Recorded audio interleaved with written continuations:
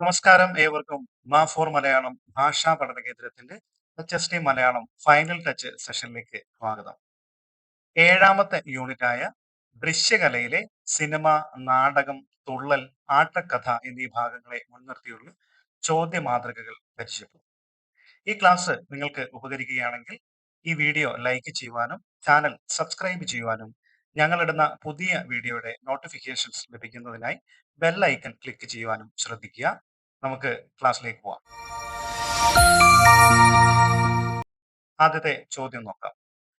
രത്നമെല്ലാം നിനക്കുള്ളൂ, യജ്ഞമേ ദേവകൾക്കുള്ളൂ, യജ്ഞമേതദർത്ഥം നൃപസത്തമാ നിനക്ക് യോഗ്യം. ആര് ആരോട് പറയുന്നു എന്നുള്ളതാണ് നമ്മുടെ ചോദ്യം, അല്ലെ?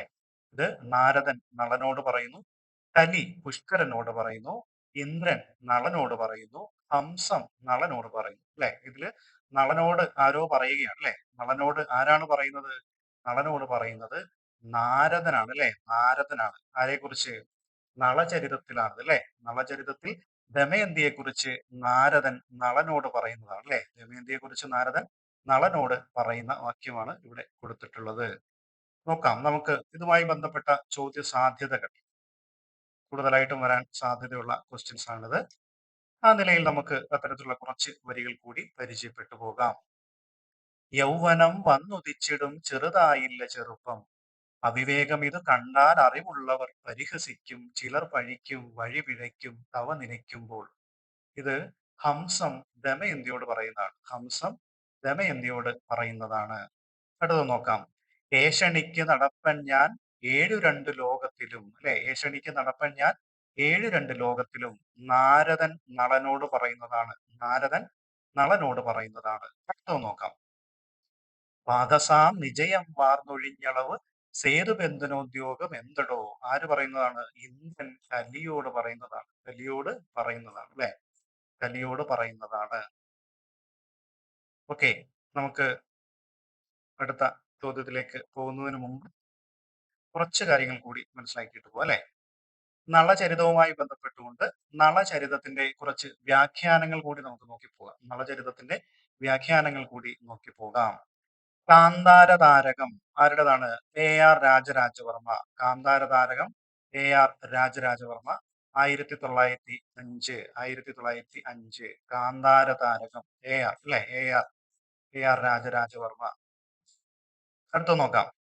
സഹൃദയരഞ്ജിനി സഹൃദയരഞ്ജിനി ആർ നാരായണ പണിക്കർ. 1933 ഇതിന്റെ വർഷം കൂടി സൂചിപ്പിക്കുന്നത് ഇത് കാലഗണനയുടെ അടിസ്ഥാനത്തിലൊക്കെ ചിലപ്പോൾ ചോദിക്കാനും സാധ്യതയുണ്ടാകും.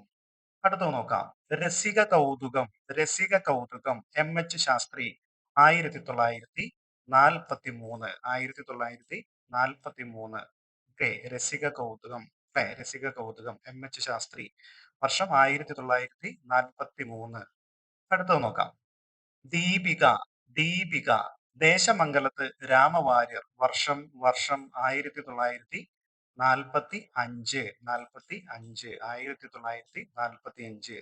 നളചരിത വ്യാഖ്യാനം ഇളംകുളത്തിൻ്റെതാണ്. നളചരിത വ്യാഖ്യാനം വർഷം 1962. കൈരളി വ്യാഖ്യാനം ആരുടേതാണ്? പന്മനയുടേതാണ്, അല്ലെ? പന്മന രാമചന്ദ്രൻ നായർ 2001. ഓക്കെ, അപ്പോൾ നളചരിത വ്യാഖ്യാനങ്ങളെ പറ്റിയാണ് നമ്മളിവിടെ സംസാരിച്ചത്. ഓക്കെ, നമുക്ക് അടുത്ത ചോദ്യത്തിലേക്ക് പോകാം. ചേരുംപടി ചേർക്കുക. പട്ടിക 1ഉം 2ഉം കൊടുത്തിട്ടുണ്ട്. തുളസീവനം വി മാധവൻ നായർ, മാലി മാധവൻ നായർ എന്നറിയപ്പെടുക മാലി മാധവൻ നായർ. ഐമനം കൃഷ്ണകൈമൾ, കലാമണ്ഡലം കേശവൻ. രണ്ടാമത്തെ പട്ടിക നോക്കാം. കർണശപഥം ഡോക്ടർ ഫൗസ്റ്റ്, ഭട്ടാരക വിജയം, രുസ്തവും സോബാറും, അല്ലെ? രുസ്തവും സോറാബും എന്നാണ്, അല്ലെ? രുസ്തവും സോറാബും. അതിന്റെ ഓപ്ഷൻസ് ഉണ്ട്. എയും ബിയും സിയും ഡിയും ഒക്കെ നമുക്ക് നോക്കാം, അല്ലെ? അതിൽ ശരിയായിട്ടുള്ള ഉത്തരം എന്ന് പറയുന്നത് ഓപ്ഷൻ ബി ആണ്. ഓപ്ഷൻ ബി ആണ് ശരിയായിട്ടുള്ള ആൻസർ എന്ന് പറയുന്നത്. ഓപ്ഷൻ ബി ആണ്, അതായത് A3 ആണ്, അല്ലെ? A3 ആണ്. അതായത് തുളസീവനം ആരുടേതാണ്? തുളസീവനം ഭട്ടാരക വിജയം, അല്ലെ? തുളസീവനം ഭട്ടാരക വിജയം. അടുത്ത നോക്കാം. B1 വി മാധവൻ നായർ. കർണശപഥം. കർണശപഥം. അടുത്ത നോക്കാം അല്ലെ? അടുത്ത നോക്കാം. അയ്മനം കൃഷ്ണ കൈമൾ. അയ്മനം കൃഷ്ണ കൈമൾ. അയ്മനം കൃഷ്ണ കൈമളുമായി ബന്ധപ്പെട്ട് doctor Faust. Doctor Faust. Kalamandalam Keshavan. Kalamandalam Keshavan. Kalamandalam Keshavan ഏതാണ്? രുസ്തവും സോറാബും അല്ലെ? രുസ്തവും സോറാബും എന്നുള്ളത് നോക്കാം. അതുമായി റിലേറ്റ് ചെയ്ത കുറച്ച് പോയിന്റുകൾ കൂടി നോക്കാം. ബുദ്ധചരിതം. ബുദ്ധചരിതം ആരുടേതാണ്? NV കൃഷ്ണവാര്യരുടേതാണ്. കരുണ. കരുണ ചെങ്ങാരപ്പള്ളി നാരായണൻ പോറ്റി. അമ്പ പൊളപ്പമണ്ണയുടേതാണ്. കർണശബദം. കർണശബദം ആരുടേതാണ്? മാലി മാധവൻ നായർ. കർണശബദം മാലി മാധവൻ നായരുടേതാണ്. ശരി, നമ്മൾ അടുത്ത ചോദ്യത്തിലേക്ക് പോകുന്നു. ആട്ടപ്രകാരങ്ങളിൽ മന്ത്രാംഗത്തിനാണ് പഴക്കം കൂടുതലെന്ന് അഭിപ്രായപ്പെട്ടത്. ആട്ടപ്രകാരങ്ങളിൽ മന്ത്രാംഗത്തിനാണ് പഴക്കം കൂടുതലെന്ന് അഭിപ്രായപ്പെട്ടത് ആരാണ്? Elamkulam, TL Antony, Ulloor, N Krishnapillai. ഇതില് ആട്ടപ്രകാരങ്ങളിൽ മന്ത്രാംഗത്തിനാണ് പഴക്കം കൂടുതലെന്ന് അഭിപ്രായപ്പെട്ടത് ആരാണ്? ഇളംകുളമാണോ, CL ആന്റണിയാണോ, ഉള്ളൂരാണോ, N കൃഷ്ണപിള്ളയാണോ? അല്ലെ, നമ്മുടെ ഉത്തരം ഏതാണ്? നമ്മുടെ ഉത്തരം എന്ന് പറയുന്നത് ഓപ്ഷൻ സി ആണ്. ഉള്ളൂരാണ് അല്ലെ? ഉള്ളൂരാണ്. ഉള്ളൂരാണ് ശരിയായിട്ടുള്ള ഉത്തരം എന്ന് പറയുന്നത്. നമുക്കറിയാം ആട്ടപ്രകാരമൊക്കെ അല്ലെ? ആട്ടപ്രകാരമൊക്കെയായി ബന്ധപ്പെട്ട് നോക്കുകയാണെങ്കിൽ ആട്ടപ്രകാരവും ക്രമദീപികയും ഒക്കെ നമുക്ക് പഠിക്കേണ്ടതായിട്ടുണ്ട് അല്ലെ? കൂത്തും കൂടിയാട്ടവും വഴി ഉടലെടുത്ത ഗദ്യരീതിയിൽ ഭാഷയ്ക്ക് സിദ്ധിച്ചിട്ടുള്ള കൃതികളിൽ വെച്ച് പ്രഥമ സ്ഥാനമർഹിക്കുന്നത് ആട്ടപ്രകാരവും ക്രമദീപികയുമാണ്. നമ്മുടെ സിലബസിനകത്ത് നമ്മൾ പഠിക്കുവാനായിട്ടുള്ളതാണ്. ആട്ടപ്രകാരം അല്ലെ? എന്താണ് ആട്ടപ്രകാരം? ആട്ടപ്രകാരം എന്നാൽ കൂടിയാട്ടത്തിലെ വാക്യാർത്ഥ അഭിനയ വിശദീകരണമാണ് ആട്ടപ്രകാരം. കൂടിയാട്ടത്തിലെ വാക്യാർത്ഥാഭിനയ വിശദീകരണത്തെയാണ് ആട്ടപ്രകാരം എന്ന് പറയുന്നത്. സംസ്കൃത നാടകത്തിലെ വാക്യാർത്ഥാഭിനയ വിശദീകരണം നാടകത്തിന്റെ ഉള്ളടക്കമായ പദ്യങ്ങളും വാക്യങ്ങളും അഭിനയിച്ച് ഫലിപ്പിക്കാൻ നടന്മാർ എന്തൊക്കെ എങ്ങനെയൊക്കെ പ്രവർത്തിക്കണമെന്ന് മലയാള ഭാഷയിൽ വിശദീകരിക്കുന്നു.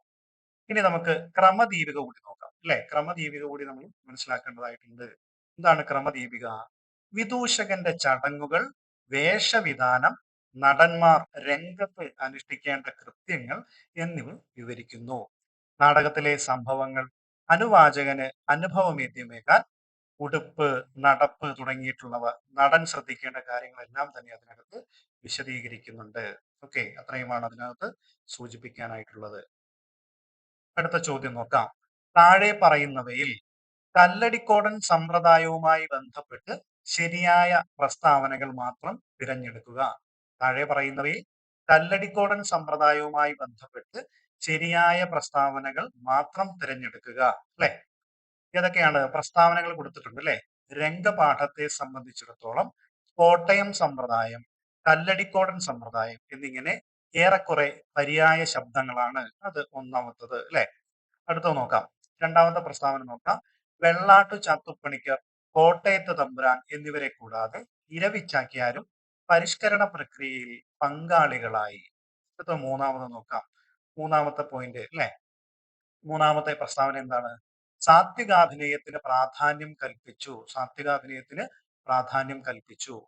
അടുത്ത നാലാമത്തെ നോക്കാം. ഹസ്തലക്ഷണ ദീപികയുടെ അടിസ്ഥാനത്തിൽ മുദ്രാഭിനയം വികസിപ്പിച്ചു അല്ലെ? ഹസ്തലക്ഷണ ദീപികയുടെ അടിസ്ഥാനത്തിൽ മുദ്രാഭിനയം വികസിപ്പിച്ചു എന്നുള്ളതാണ് നാലാമത്തെ പോയിന്റ്. അപ്പോൾ താഴെ പറയുന്നവയിൽ ഈ കൊടുത്തിട്ടുള്ളവയിൽ കല്ലടിക്കോടൻ സമ്പ്രദായവുമായിട്ട് ബന്ധപ്പെട്ട അല്ലെ? കല്ലടിക്കോടൻ സമ്പ്രദായവുമായി ബന്ധപ്പെട്ട് ശരിയായ പ്രസ്താവനകൾ ഏതൊക്കെയാണ്? രംഗപാഠത്തെ സംബന്ധിച്ചിടത്തോളം കോട്ടയം സമ്പ്രദായം, കല്ലടിക്കോടൻ സമ്പ്രദായം എന്നിവ ഏറെക്കുറെ ഒരേ പര്യായങ്ങളാണ് അല്ലെ? ഏറെക്കുറെ പര്യായ ശബ്ദങ്ങളാണ്. അത് ശരിയായിട്ടുള്ളതാണ്. വെള്ളാട്ടു ചാത്തുപ്പണിക്കർ, കോട്ടയത്ത് തമ്പുരാൻ എന്നിവരെ കൂടാതെ ഇരവിച്ചാക്യാരും പരിഷ്കരണ പ്രക്രിയയിൽ പങ്കാളികളായി അല്ലെ? അതും ശരിയായിട്ടുള്ളതാണ്. താത്വികാഭിനയത്തിന് പ്രാധാന്യം കൽപ്പിച്ചു. അതെ, അതും ശരിയായിട്ടുള്ളതാണ് അല്ലെ. അടുത്ത നോക്കാം. ഹസ്തലക്ഷണ ദീപികയുടെ അടിസ്ഥാനത്തിൽ മുദ്രാഭിനയം വികസിപ്പിച്ചു അല്ലെ? അത് നമ്മുടെ കല്ലടിക്കോടൻ സമ്പ്രദായവുമായി ബന്ധപ്പെട്ടതല്ല. അത് ഏത് സമ്പ്രദായവുമായി ബന്ധപ്പെട്ടതാണ്? കപ്ലിങ്ങാടൻ അല്ലെ? കപ്ലിങ്ങാടൻ സമ്പ്രദായവുമായി ബന്ധപ്പെട്ടതാണ്. കപ്ലിങ്ങാടൻ സമ്പ്രദായവുമായി ബന്ധപ്പെട്ടതാണ്. അങ്ങനെയെങ്കിൽ കോട്ടമട്ട് എന്നറിയപ്പെടുന്ന കഥകളി പരിഷ്കരണം എന്താണ്? കോട്ടമട്ട് എന്നറിയപ്പെടുന്ന കഥകളി പരിഷ്കരണം അത് വെട്ടം സമ്പ്രദായമാണ്. വെട്ടം സമ്പ്രദായമാണ്. കോട്ടമട്ട് എന്നറിയപ്പെടുന്ന കഥകളി സമ്പ്രദായം അല്ലെങ്കിൽ കഥകളി പരിഷ്കരണം അല്ലെ? വെട്ടം സമ്പ്രദായം എന്നുള്ളതാണ്. കല്ലടിക്കോടൻ സമ്പ്രദായം എന്താണ്? കല്ലടിക്കോടൻ സമ്പ്രദായം കല്ലടിക്കോടൻ സമ്പ്രദായം എന്താണ്? കല്ലടിക്കോടൻ സമ്പ്രദായം എന്ന് പറയുമ്പോൾ അതുമായി ബന്ധപ്പെട്ടിട്ടുള്ള ആളുകളെ അല്ലെ നമുക്കത് നോക്കാം. കല്ലടിക്കോടൻ സമ്പ്രദായം വെള്ളാട്ട് ചാത്തുപ്പണിക്കർ, കോട്ടയത്ത് തമ്പുരാൻ എന്നിവർ ചേർന്ന് ആവിഷ്കരിച്ചിട്ടുള്ള ചിട്ടകളും ചടങ്ങുകളുമാണ് അല്ലെ കല്ലടിക്കോടൻ സമ്പ്രദായത്തിനകത്ത് ഉൾപ്പെടുന്നത്. കപ്ലിങ്ങാടൻ നോക്കാം അല്ലെ? കപ്ലിങ്ങാടൻ കപ്ലിങ്ങാടൻ സമ്പ്രദായം എന്ന് പറയുന്നത് തിരുവിതാംകൂർ രാജാവായിരുന്ന കാർത്തിക തിരുനാൾ രാജാവ് 1758 സ്ഥാനാരോഹണം ചെയ്തു. അദ്ദേഹം സംഗീത സാഹിത്യാദി കലകളിൽ പണ്ഡിതനായിരുന്നു. അദ്ദേഹവും തലപ്പള്ളി താലൂക്കിൽ നെടുമ്പുര ഗ്രാമത്തിലെ കപ്ലിങ്ങാട്ട് ഇല്ലത്തിലെ നാരായണൻ നമ്പൂതിരിയും കൂടി കഥകളിയിൽ വരുത്തിയിട്ടുള്ള പരിഷ്കാരങ്ങളെയാണ് കപ്ലിങ്ങാടൻ സമ്പ്രദായം എന്ന് അറിയപ്പെടുന്നത്. ഓക്കെ, അത് ക്ലിയർ ആയി എന്ന് വിശ്വസിക്കുന്നു. അടുത്ത ചോദ്യത്തിലേക്ക് പോകാം. തങ്ങളുടെ ഭാഷ നിലനിൽക്കുന്നിടത്തോളം കാലം കേരളീയർ ഏറ്റവും അധികം ഓമനിക്കാനിടയുള്ള രണ്ട് കവികൾ മാത്രമേ ഇന്നുവരെ ഈ മണ്ണിൽ ജനിച്ചിട്ടുള്ളൂ എന്ന് കേസരി ബാലകൃഷ്ണപിള്ള പ്രസ്താവിക്കുന്നത് ഏത് കവികളെ പറ്റിയാണ്? തങ്ങളുടെ ഭാഷ നിലനിൽക്കുന്നിടത്തോളം കാലം കേരളീയർ ഏറ്റവും അധികം ഓമനിക്കാനിടയുള്ള രണ്ട് കവികൾ മാത്രമേ ഇന്നുവരെ ഈ മണ്ണിൽ ജനിച്ചിട്ടുള്ളൂ അല്ലെ? ഇങ്ങനെ കേസരി ബാലകൃഷ്ണപിള്ള പ്രസ്താവിക്കുന്നത് ഏത് കവികളെ പറ്റിയാണ് എന്നാണ് നമ്മുടെ ചോദ്യം. എഴുത്തച്ഛനും കുമാരനാശാനും കിടാമംഗലം പപ്പുകുട്ടിയും, കുഞ്ചൻ നമ്പ്യാരും ചങ്ങമ്പുഴയും, എഴുത്തച്ഛനും കുഞ്ചൻ നമ്പ്യാരും അല്ലെ? ഇതിൽ ആരെ പറ്റിയൊക്കെയാണ് പറയുന്നത്? നമുക്കറിയാം അല്ലെ? അറിയാമോ? നമുക്കറിയാം, അറിയണം. നമ്മുടെ ഉത്തരം എന്ന് പറയുന്നത് ഓപ്ഷൻ സി അല്ലെങ്കിൽ 3 അല്ലെ? സി എന്ന് വേണമെങ്കിൽ നമുക്ക് വിളിക്കാം. സി എന്ന് വിളിക്കാം. 3 ആണ് ശരിയായിട്ടുള്ള ഉത്തരം. ആരെയൊക്കെയാണ്? കുഞ്ചൻ നമ്പ്യാരെയും ചങ്ങമ്പുഴയുമാണവർ അല്ലെ? കുഞ്ചൻ നമ്പ്യാരും ചങ്ങമ്പുഴയുമാണവർ അല്ലെ? നോക്കാം. കുഞ്ചൻ നമ്പ്യാരും ഒക്കെ ആയിട്ട് ബന്ധപ്പെട്ടുകൊണ്ട് നിൽക്കുന്ന കുറച്ച് പോയിന്റുകൾ കൂടി നമുക്ക് ചർച്ച ചെയ്തു പോകാം. കുഞ്ചൻ നമ്പ്യാർ വാക്കും സമൂഹവും എന്ന കൃതിയിൽ KN ഗണേഷ് ഉപയോഗിക്കുന്ന സിദ്ധാന്തം ഏത്, ആരുടെ എന്നൊരു ചോദ്യമുണ്ട്. അതായത് കുഞ്ചൻ നമ്പ്യാർ വാക്കും സമൂഹവും എന്ന കൃതിയിൽ KN ഗണേഷ് ഉപയോഗിച്ചിരിക്കുന്ന സിദ്ധാന്തം ഏത്, ആരുടെ? അത് ഏത് സിദ്ധാന്തമാണ്? കാർണിവൽ സിദ്ധാന്തമാണ് അല്ലെ? കാർണിവൽ സിദ്ധാന്തമാണ്. ആരുടേതാണത്? മിഖായേൽ ഭക്തിന്റെയാണ് അല്ലെ? മിഖായേൽ ഭക്തിന്റേതാണ്. അടുത്തൊരു പോയിന്റ് നോക്കാം. കുഞ്ചൻ നമ്പ്യാരും അദ്ദേഹത്തിന്റെ തുള്ളൽ കൃതികളും എന്ന ഗവേഷണ പ്രബന്ധം അത് ഡോക്ടർ VS ശർമ്മയുടേതാണ്. കുഞ്ചൻ നമ്പ്യാരും അദ്ദേഹത്തിന്റെ തുള്ളൽ കൃതികളും എന്ന ഗവേഷണ പ്രബന്ധം ആരുടേതാണ്? Doctor VS ശർമ്മയുടേതാണ്. VS ശർമ്മയുടേതാണ്. വാക്കിലെ സമൂഹം എന്ന കുഞ്ചൻ പഠന കൃതി രചിച്ചിട്ടുള്ളത് EV രാമകൃഷ്ണൻ. വാക്കിലെ സമൂഹം എന്ന കുഞ്ചൻ പഠനകൃതി രചിച്ചത് EV രാമകൃഷ്ണൻ. നോക്കാം. അടുത്ത ഒരു ചോദ്യത്തിലേക്ക് പോകാം അല്ലെ? നല്ല ഗംഭീര ഒരു വരിയാണ്. ചിരിക്കുന്ന കഥ കേട്ടാൽ ഇരിക്കുമായതല്ലെങ്കിൽ തിരിക്കുമങ്ങനെ ഭാവിച്ചിരിക്കുന്ന ഭടന്മാരെ ചിരിക്കാതെ രസിപ്പിക്കാൻ ഒരിക്കലും എളുതല്ലെന്നേ ഇരിക്കുമെന്നില്ലെങ്കിൽ മാത്രം ഉരയ്ക്കാമെന്നതേ വേണ്ടൂ അല്ലെ? കൃതി ഏത്? കുംഭകർണവധം, സഭാപ്രവേശം, ധ്രുവചരിതം, രുക്മിണി സ്വയംവരം അല്ലെ? അപ്പോൾ നമ്മുടെ ഉത്തരം ഏതാണ്? നമ്മുടെ ഉത്തരം എന്ന് പറയുന്നത് ഓപ്ഷൻ എ ആണ്. ഓപ്ഷൻ എ, അതായത് കുംഭകർണവധത്തിലെ വരികളാണ് ഇവിടെ സൂചിപ്പിച്ചിട്ടുള്ളത്.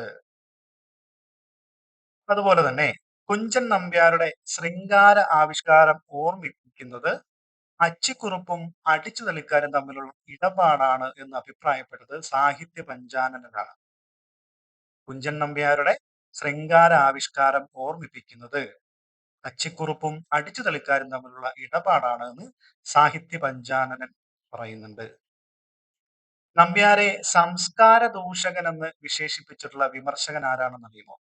കൃഷ്ണമാരാറാണ്. അതായത് നമ്പ്യാരെ സംസ്കാര ദൂഷകൻ എന്ന് വിശേഷിപ്പിച്ചിട്ടുള്ള വിമർശകൻ കുട്ടിക്കൃഷ്ണമാരാരാണ്. അദ്ദേഹത്തിന്റെ രാജാങ്കണം എന്ന കൃതിയിലാണ് അദ്ദേഹം ഈ ഇത് ചെയ്തിട്ടുള്ളത്.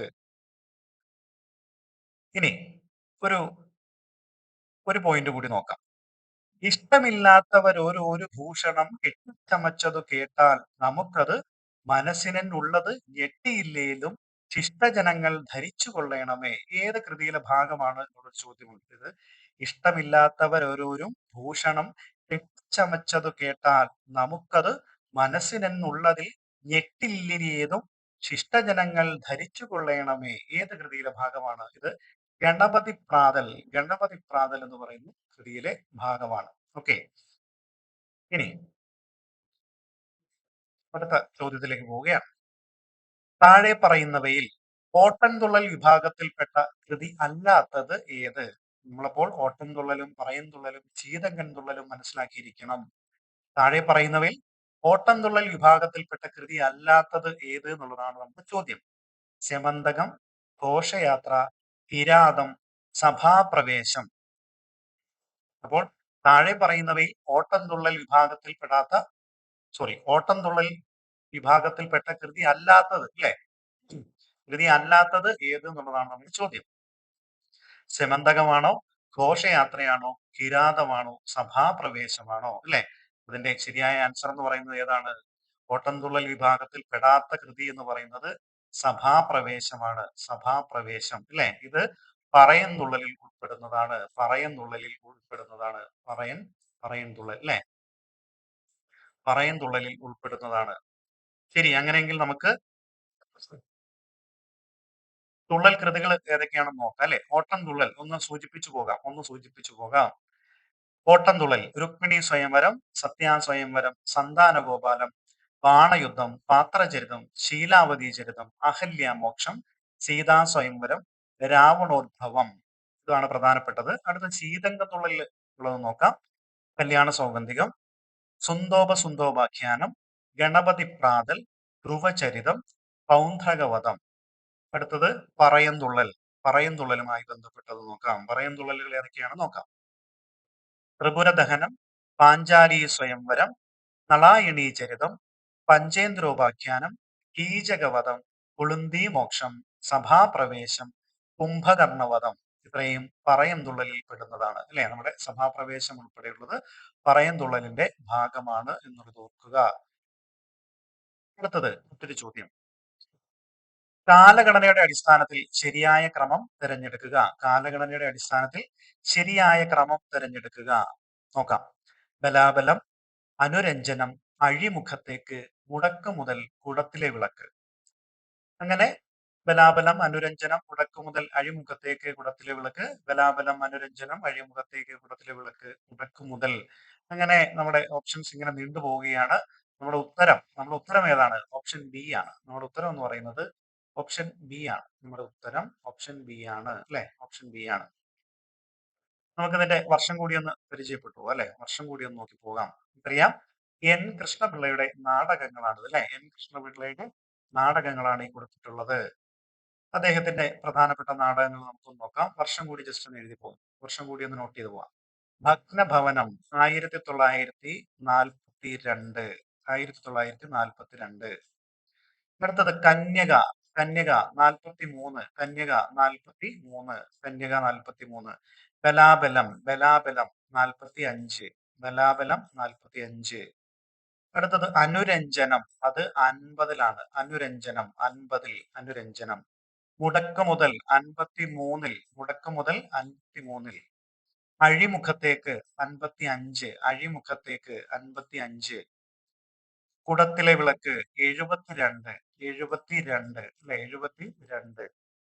മരുപ്പച്ച, അതും 72-ആണ് കേട്ടോ. ഈ മരുപ്പച്ച 72. ഓക്കെ, അപ്പോൾ ബലാബലം എത്രയാണ്? ബലാബലം 45. ബലാബലം 45. അടുത്തത് നോക്കാം. അനുരഞ്ജനം. അല്ലെ? അനുരഞ്ജനം ഏതാണ് വർഷം? 50. അടുത്തത് മുടക്കുമുതൽ 53. 53. അടുത്തത് അഴിമുഖത്തേക്ക്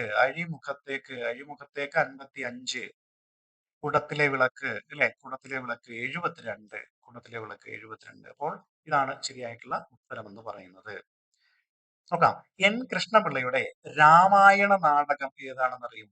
എൻ കൃഷ്ണപിള്ളയുടെ രാമായണ നാടകം ചെങ്കോലും മരവുരിയും. ചെങ്കോലും മരവുരിയും. വർഷം 1956. ആദ്യത്തെ മാനസികാപഗ്രഥന നാടകം എന്ന് കേസരി ബാലകൃഷ്ണപിള്ള വിശേഷിപ്പിച്ചത്, ആദ്യത്തെ മാനസികാപഗ്രഥന നാടകം എന്ന് കേസരി ബാലകൃഷ്ണപിള്ള വിശേഷിപ്പിച്ചത് ബലാബലം. ബലാബലം. ബലാബലം അല്ലെ, ബലാബലം. ആദ്യത്തെ മാനസികാപഗ്രഥന നാടകം എന്ന് കേസരി ബാലകൃഷ്ണപിള്ള വിശേഷിപ്പിച്ചത് ബലാബലത്തെയാണ്. നമ്മുടെ നാടക സാഹിത്യം പ്രശ്ന നാടകങ്ങളിലേക്ക് തിരിയുന്നതിന്റെ സൂചനയായി കന്യകയെ കണക്കാക്കാമെന്ന് എസ് ഗുപ്തൻ നായരും ഒരുപക്ഷെ മലയാളത്തിലെ ഏക കൃഷ്ണനാടകമെന്ന് കന്യകയെന്നും ജി ശങ്കരപിള്ളയും അവകാശപ്പെടുന്നുണ്ട്. ഒരുപക്ഷെ മലയാളത്തിലെ ഏക പ്രശ്ന നാടകമാണ് കന്യകയെന്നും ജി ശങ്കരപിള്ള അഭിപ്രായപ്പെടുന്നുണ്ട്. ഓക്കെ, അടുത്ത ചോദ്യം. എപ്പിക് തിയേറ്ററിന്റെ ഉപജ്ഞാതാവ് ജെഴ്സി ഗ്രൊട്ടോസ്കി, യൂജിൻ സ്ട്രൈബ്, ബർട്ടോൾഡ് ബർട്ടോൾഡ് ബ്രഹത്ത്, അന്റ്വാൻ അർത്താഡ്. അപ്പോൾ എപ്പിക് തിയേറ്ററിന്റെ ഉപജ്ഞാതാവ് ആരാണ്? ബർട്ടോൾഡ് ബ്രഹത്ത്. ഓക്കെ, ബർട്ടോൾഡ് ബ്രഹത്ത് ആണ് എപ്പിക് തിയേറ്ററിന്റെ ഉപജ്ഞാതാവ്. ഓക്കെ, നമുക്ക് അത്തരത്തിലുള്ള കുറച്ച് സങ്കല്പങ്ങൾ കൂടി നോക്കി പോകാം. സുഘടിത നാടകങ്ങൾ സുഘടിത നാടകങ്ങൾ വെൽ മെയ്ഡ് പ്ലേ എന്ന സങ്കല്പം അവതരിപ്പിച്ചത് ആരാണ്? യൂജിൻ സ്ട്രൈബ് ആണ്. യൂജിൻ സ്ട്രൈബ് ആണ് സുഘടിത നാടകങ്ങൾ വെൽ മെയ്ഡ് പ്ലേ എന്ന സങ്കല്പം അവതരിപ്പിച്ചത്. ക്രൂരതാ നാടകവേദി theatre of cruelty ക്രൂരതാ Natakavedi theatre of cruelty എന്ന സങ്കല്പം അവതരിപ്പിച്ചത് അന്റ്വാൻ അർത്താഡ്. അന്റ്വാൻ അർത്താഡാണ്. അന്റ്വാൻ അർത്താഡാണ് തിയേറ്റർ ഓഫ് ക്രൂവൽറ്റി എന്ന സങ്കല്പം അവതരിപ്പിച്ചിട്ടുള്ളത്. ദരിദ്ര നാടകവേദി അല്ലെങ്കിൽ തിയേറ്റർ ഓഫ് പോവർട്ടി എന്ന സങ്കല്പം അവതരിപ്പിച്ചതാരാണ്? ജെഴ്സി ഗ്രോട്ടോസ്കിയാണ്. ദരിദ്ര നാടകവേദി തിയേറ്റർ ഓഫ് പോവർട്ടി. നോക്കാം അടുത്ത ചോദ്യം. അവന് തോന്നുമ്പോൾ അവൻ കർട്ടൻ ഉയർത്തിയാൽ എനിക്ക് തോന്നുമ്പോൾ ഞാൻ നാടകം കളിക്കും. അത് തീരുമാനിക്കേണ്ടയാൾ ഞാനാണല്ലോ. ഈ സംഭാഷണത്തിൽ ആരംഭിക്കുന്ന നാടകം ഏതാണ്? CJ തോമസിന്റെ 1128 ക്രൈം, ശ്രീകണ്ഠൻ നായരുടെ കലി, തോപ്പിൽ ഭാസിയുടെ കയ്യും തലയും പുറത്തിടരുത്, KT മുഹമ്മദിന്റെ സൃഷ്ടി. ഇതിലേതാണ് ശരിയായിട്ടുള്ള ഉത്തരം? ശരിയായിട്ടുള്ള ഉത്തരം എന്ന് പറയുന്നത് നമ്മുടെ ഓപ്ഷൻ എ ആണ്. ഓപ്ഷൻ എ ആണ്. CJ തോമസിന്റെ 1128 അല്ലെ, 1128 ക്രൈം, 1128 ക്രൈം എന്ന് പറയുന്ന നാടകമാണ്. ആ നാടകം ഇങ്ങനെയാണ് ആരംഭിക്കുന്നത്. അങ്ങനെയെങ്കിൽ ദൈവത്തെ കൊണ്ട് എനിക്ക് വലിയ ശല്യമില്ല, മനുഷ്യനാണ് ഉപദ്രവിക്കുന്നത്. ഇതൊരു നാടകത്തിലെ പരാമർശമാണ്. ഏത് നാടകമാണെന്ന് അറിയുമോ? അത് അവൻ വീണ്ടും വരുന്നു എന്ന നാടകത്തിലെ ഒരു പരാമർശമാണ്. അവൻ വീണ്ടും വരുന്നു എന്നുള്ളത്. ഇതിന്റെ വർഷം കൂടി നമുക്ക് നോക്കിപ്പോകാം. അവൻ വീണ്ടും വരുന്നു 1949. 1128 ക്രൈം 27 അല്ലെ, ക്രൈം 27. ക്രൈം 27 എന്നുണ്ട് കേട്ടോ. ഇതിനകത്ത് 27 എന്നുകൂടി വരുന്നുണ്ട്. അടുത്തത് ഷാലോമി, അത് 1954. അടുത്തത് ആ മനുഷ്യൻ നീ തന്നെ 1955. റൂത്ത്, അത് 57. വിഷവൃക്ഷം, അത് 960. ഇത്രയും നാടകങ്ങളും CJ രചിച്ചിട്ടുള്ള 6 സ്വതന്ത്ര നാടകങ്ങളാണ്. CJ രചിച്ചിട്ടുള്ള 6 സ്വതന്ത്ര നാടകങ്ങളാണ് അവൻ വീണ്ടും വരുന്നു, 1128 ക്രൈം 27, ഷാലോമി, ആ മനുഷ്യൻ നീ തന്നെ, റൂത്ത്, വിഷവൃക്ഷം. ഇത്രയും CJ തോമസിന്റെ 6 സ്വതന്ത്ര നാടകങ്ങളാണ് എന്നുള്ളത് ഓർക്കുക. സോഫോക്ലിസിന്റെ ഈഡിപ്പസ് രാജാവ്, ആന്റിഗണി എന്നിവയും ഇബ്സന്റെ ഗോസ്റ്റ് എന്ന നാടകം ഭൂതം എന്ന പേരിലും, മോളിയോയുടെ മൈസർ പിശുക്കന്റെ കല്യാണം എന്ന പേരിലും, ചാപെക് സഹോദരന്മാരുടെ ദ ഇൻസെക്ട് ലൈഫ് കീടജന്മം എന്ന പേരിലും CJ മലയാളത്തിലേക്ക് വിവർത്തനം ചെയ്യുന്നുണ്ട്. അടുത്ത നമുക്ക് സിനിമയുമായി ബന്ധപ്പെട്ട ഒരു ചോദ്യത്തിലേക്ക് പോകാം. JC ഡാനിയൽ പുരസ്കാരം ലഭിച്ചവരുടെ കാലക്രമത്തിന്റെ അടിസ്ഥാനത്തിൽ ഗണം തിരഞ്ഞെടുക്കുക. അതായത് JC ഡാനിയൽ പുരസ്കാരം ലഭിച്ചിട്ടുള്ളവരുടെ പേരാണ് ഇവിടെ കൊടുത്തിട്ടുള്ളത്. അത് ആദ്യം കിട്ടിയത് ആ ഒരു ക്രമത്തിൽ, ഈ ലിസ്റ്റിനകത്തുള്ളതിന്റെ ആദ്യം കിട്ടിയ ക്രമത്തിൽ നമ്മൾ അത് കണ്ടുപിടിക്കുക എന്നുള്ളതാണ്. ഓപ്ഷൻസ് നോക്കാം. ഷീല അടൂർ ഗോപാലകൃഷ്ണൻ, ശ്രീകുമാരൻ തമ്പി, KP കുമാരൻ. ഷീല അടൂർ ഗോപാലകൃഷ്ണൻ, KP കുമാരൻ, ശ്രീകുമാരൻ തമ്പി. അങ്ങനെ നമ്മുടെ ഓപ്ഷൻസ് അങ്ങനെ നീണ്ടുപോവുകയാണ് അല്ലെ. അതിന്റെ ശരിയായ ഉത്തരം എന്ന് പറയുന്നത് ഓപ്ഷൻ സി ആണ്. ഓപ്ഷൻ സി ആണ് നമ്മുടെ ശരിയായ ഉത്തരം എന്ന് പറയുന്നത്. സി ആണ്. സി. ഓക്കെ. ഓക്കെ. അങ്ങനെയെങ്കിൽ നമുക്ക് അതുമായി റിലേറ്റ് ചെയ്ത് കുറച്ച് കാര്യങ്ങൾ കൂടി നോക്കാം അല്ലെ? ആർക്കൊക്കെ ഇത് ലഭിച്ചിട്ടുണ്ട് എന്നുള്ളത് നമ്മുടെ പരീക്ഷയിൽ ചോദിക്കാൻ സാധ്യതയുണ്ട്. 2016 ജെ.സി. ഡാനിയൽ പുരസ്കാരം ലഭിച്ചത് അടൂർ ഗോപാലകൃഷ്ണനാണ്. നമുക്കറിയാം ജെ.സി. ഡാനിയൽ പുരസ്കാരത്തിന്റെ തുക എന്ന് പറയുന്നത് 5 ലക്ഷം രൂപയാണ്. 5 ലക്ഷം രൂപയും പ്രശസ്തി പത്രവുമാണ് ഇതിന് നൽകുന്നത്. പുരസ്കാര തുകയായിട്ട് 5 ലക്ഷം രൂപയാണ് മലയാള സിനിമയിലെ അല്ലെ മലയാള സിനിമയിലെ ആയി ബന്ധപ്പെട്ട് നിൽക്കുന്ന അവരുടെ പ്രവർത്തനങ്ങളെ എല്ലാം വിലയിരുത്തിക്കൊണ്ട് നൽകുന്ന ഒരു പുരസ്കാരമാണ് ജെ.സി. ഡാനിയൽ പുരസ്കാരം എന്ന് പറയുന്നത്. നമുക്കറിയാം വിഗതകുമാരൻ അല്ലെ ജെ.സി. ഡാനിയലിന്റെ ആദ്യത്തെ സിനിമയാണെന്നറിയാം. മലയാളത്തിലെ ആദ്യത്തെ സിനിമയാണെന്നറിയാം. അത്തരത്തിലുള്ള ചോദ്യങ്ങളൊക്കെ തന്നെ നമുക്ക് വരാൻ സാധ്യതയുണ്ടാകും.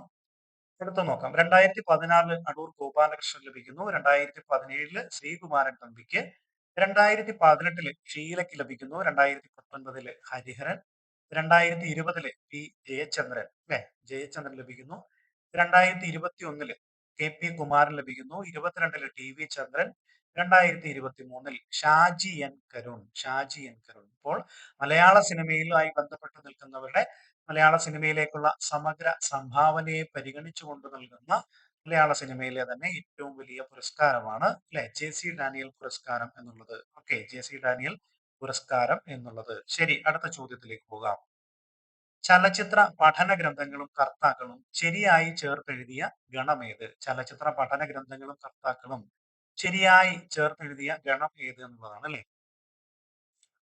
പട്ടിക 1ഉം 2ഉം കൊടുത്തിട്ടുണ്ട്. അതിൽ നിന്ന് നമ്മൾ ശരിയായിട്ടുള്ളത് കണ്ടുപിടിക്കണം. പട്ടിക 1ൽ മലയാള സിനിമയും സാഹിത്യവും, കാഴ്ചയുടെ അശാന്തി, സിനിമയുടെ ലോകം, ചിത്രം, ചലച്ചിത്രം. പട്ടിക 2 എം.എഫ്. തോമസ്, മങ്കട രവിവർമ്മ, അടൂർ ഗോപാലകൃഷ്ണൻ, മധു ഇറവങ്കര, വി രാജകൃഷ്ണൻ അല്ലെ. അപ്പോൾ നമ്മുടെ സിനിമയുമായി ബന്ധപ്പെട്ട ചലച്ചിത്ര പഠന ഗ്രന്ഥങ്ങളും അതിന്റെ കർത്താക്കളെയും നമ്മൾ കണ്ടുപിടിക്കേണ്ടതായിട്ടുണ്ട്. ഇതില് നമുക്ക് ഉത്തരത്തിലേക്ക് അങ്ങ് പോവാം അല്ലെ. ഉത്തരത്തിലേക്ക് പോകാം. ശരിയായിട്ടുള്ള ഉത്തരം എന്ന് പറയുന്നത് ഓപ്ഷൻ എ ആണ്. ഓപ്ഷൻ എ ആണ്. അതായത് മലയാള സിനിമയും സാഹിത്യവും മധു ഇറവങ്കര. മലയാള സിനിമയും സാഹിത്യവും മധു ഇറവങ്കര. അടുത്ത നോക്കാം. കാഴ്ചയുടെ അശാന്തി വി രാജകൃഷ്ണൻ. കാഴ്ചയുടെ അശാന്തി. അടുത്ത നോക്കാം. സിനിമയുടെ ലോകം ആരുടേതാണ്? അടൂർ ഗോപാലകൃഷ്ണൻ. അവസാനം അവസാനം വരുന്നത് ചിത്രം, ചലച്ചിത്രം മങ്കട രവിവർമ്മ. മങ്കട രവിവർമ്മയുടേതാണ് ചിത്രം, ചലച്ചിത്രം എന്നുള്ളത്. അങ്ങനെയെങ്കിൽ സിനിമയുമായി ബന്ധപ്പെട്ട പ്രധാനപ്പെട്ട മറ്റൊരാളുണ്ട്, സി.എസ്. വെങ്കടേശ്വരൻ. അദ്ദേഹത്തിന്റെ പ്രധാനപ്പെട്ട ഗ്രന്ഥങ്ങൾ നോക്കാം. അദ്ദേഹത്തിന്റെ പുസ്തകങ്ങൾ നോക്കാം.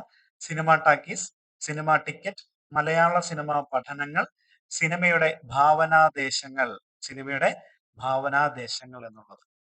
അദ്ദേഹവുമായി ബന്ധപ്പെട്ട ചോദ്യങ്ങൾ മുൻപ് പരീക്ഷകളിൽ ചോദിച്ച് കാണാറുണ്ട്. അടുത്ത നോക്കാം. കാലക്രമത്തിന്റെ അടിസ്ഥാനത്തിൽ ശരിയായ ഗണം തിരഞ്ഞെടുക്കുക. ശരിയായ ഗണം തിരഞ്ഞെടുക്കുക. ബന്ധനം, വാരിക്കുഴി, മഞ്ഞ്, തടവ്. അങ്ങനെ എയും ബിയും സിയും ഡിയും കൊടുത്തിട്ടുണ്ട് അല്ലെ. അപ്പോൾ നമ്മൾ ഈ സിനിമകളുമായി ബന്ധപ്പെട്ട് അല്ലെ ഗണം തിരഞ്ഞെടുക്കുക എന്നുള്ളതാണ് ചോദ്യം. ബന്ധനം, വാരിക്കുഴി, മഞ്ഞ്, കടവ് എന്നുള്ളതാണ് സിനിമകൾ. ഓക്കെ, അതിൽ ശരിയായിട്ടുള്ള ഉത്തരം എന്ന് പറയുന്നത് ഓപ്ഷൻ എ ആണ്. ഓപ്ഷൻ എ ആണ് ശരിയായിട്ടുള്ള ഉത്തരം എന്ന് പറയുന്നത്. ഓപ്ഷൻ എ ആണ്. ഓപ്ഷൻ എ ആണ്. ഓക്കെ, നമുക്കറിയാം ഈ സിനിമകളുമായി ബന്ധപ്പെട്ടുകൊണ്ടുള്ള പോയിന്റുകൾ നോക്കുമ്പോൾ എം.ഡി സംവിധാനം ചെയ്തിട്ടുള്ള ചിത്രങ്ങളാണിത് അല്ലെ. എം.ഡി സംവിധാനം ചെയ്തിട്ടുള്ള ചിത്രങ്ങൾ കൂടി നമുക്ക് നോക്കി പോകേണ്ടതായിട്ടുണ്ട്. എം.ഡിയുമായി ബന്ധപ്പെട്ട ഒരു ചോദ്യം നമുക്ക് പ്രതീക്ഷിക്കാവുന്നതാണ് കേട്ടോ. എം.ഡിയുമായി ബന്ധപ്പെട്ട ഒരു ചോദ്യം നമുക്ക് പ്രതീക്ഷിക്കാവുന്നതാണ്. ഓക്കെ, നമുക്ക് ഇതിന്റെ വർഷങ്ങൾ കൂടി നോക്കാം. ബന്ധനം അത് 1978 ആണ്. 78. വാരിക്കുഴി അത് 82 ആണ് വാരിക്കുഴി. മഞ്ഞ് 83 ആണ് മഞ്ഞ്. അടുത്തത് കടവാണ് അല്ലെ. കടവ് 1991 തൊണ്ണൂറ്റിയൊന്നിലാണ്. ഓക്കെ, 91 നമ്മുടെ എം.ഡി ആദ്യമായിട്ട് സംവിധാനം ചെയ്ത സിനിമ ഏതാണെന്ന് അറിയുമോ? ആദ്യമായിട്ട് അദ്ദേഹം സംവിധാനം ചെയ്ത സിനിമ എന്ന് പറയുന്നത് നിർമാല്യമാണ്. 1973 നിർമാല്യം എന്ന ചിത്രം അദ്ദേഹത്തിന്റെ മറ്റ് സിനിമകൾ കൂടി നോക്കാം. 'ഒരു ചെറുപുഞ്ചിരി' 2000-ൽ പുറത്തിറങ്ങിയ 'ഒരു ചെറുപുഞ്ചിരി', അങ്ങനെ 'ബന്ധനം', 'വാരിക്കുഴി', 'മഞ്ഞ്', 'കടവ്', 'ഒരു ചെറുപുഞ്ചിരി' തുടങ്ങിയിട്ടുള്ള സിനിമകളും അദ്ദേഹം സംവിധാനം ചെയ്തിട്ടുണ്ട്. ഓക്കെ. അപ്പോൾ നമുക്ക് ഇനിയുള്ള ഒരു യൂണിറ്റ് കൂടിയാണ് നമുക്ക് ഉള്ളത് അല്ലേ? അപ്പോൾ ഇനിയുള്ള ആ ഒരു ദിവസവും തുടർന്നും നമ്മുടെ HST മലയാളം ഫൈനൽ ടച്ച് സെഷനുമായിട്ട് മാ4 മലയാളം ഭാഷാ പഠന കേന്ദ്രം നിങ്ങളോടൊപ്പം തന്നെ ഉണ്ടാകും. ഈ ക്ലാസ് നിങ്ങൾക്ക് ഉപകാരപ്പെട്ടുവെങ്കിൽ ഈ വീഡിയോ ലൈക്ക് ചെയ്യുവാനും നിങ്ങളുടെ സുഹൃത്തുക്കൾക്ക് ഷെയർ ചെയ്യുവാനും ചാനൽ സബ്സ്ക്രൈബ് ചെയ്യുവാനും വേണ്ടി പറയുക. പുതിയ വീഡിയോകളുടെ നോട്ടിഫിക്കേഷൻസ് ആദ്യം തന്നെ ലഭിക്കുന്നതിനായിട്ട് ബെൽ ഐക്കൺ ക്ലിക്ക് ചെയ്യുവാനും കൂടി ശ്രദ്ധിക്കുക. HST മലയാളം ഓരോ യൂണിറ്റിന്റെയും നമ്മുടെ 1 മുതൽ 8 വരെയുള്ള യൂണിറ്റുകളുടെയും വീഡിയോ വീഡിയോ ക്ലാസ് നമ്മൾ നമ്മുടെ ചാനലിനകത്ത് HST മലയാളം എന്ന പ്ലേലിസ്റ്റിനകത്ത് ഉൾപ്പെടുത്തിയിട്ടുണ്ട്. അപ്പോൾ മുഴുവനും നിങ്ങളിപ്പോൾ ഏതെങ്കിലും ഒരു ക്ലാസ് ആണ് ഈ ഒരു വീഡിയോ മാത്രമാണ് നിങ്ങൾ കാണുന്നതെങ്കിൽ 1 മുതൽ 8 വരെയുള്ള മുഴുവൻ യൂണിറ്റുകളുടെയും ക്ലാസ്സുകൾ കാണുവാൻ വേണ്ടിയിട്ട് ശ്രദ്ധിക്കണം. ഇത് നമ്മുടെ HST കൂടാതെ തന്നെ HSSTയും സെറ്റ്, നെറ്റ് തുടങ്ങിയിട്ടുള്ള പരീക്ഷകൾക്കൊക്കെ തന്നെ ഇത്തരത്തിലുള്ള ചോദ്യങ്ങൾ നമുക്ക് പ്രതീക്ഷിക്കാവുന്നതാണ്. അപ്പോൾ ഒരിക്കൽ കൂടി മാ4 മലയാളം ഭാഷാ പഠന കേന്ദ്രത്തിന്റെ നന്ദി രേഖപ്പെടുത്തിക്കൊണ്ട് അവസാനിപ്പിക്കുന്നു.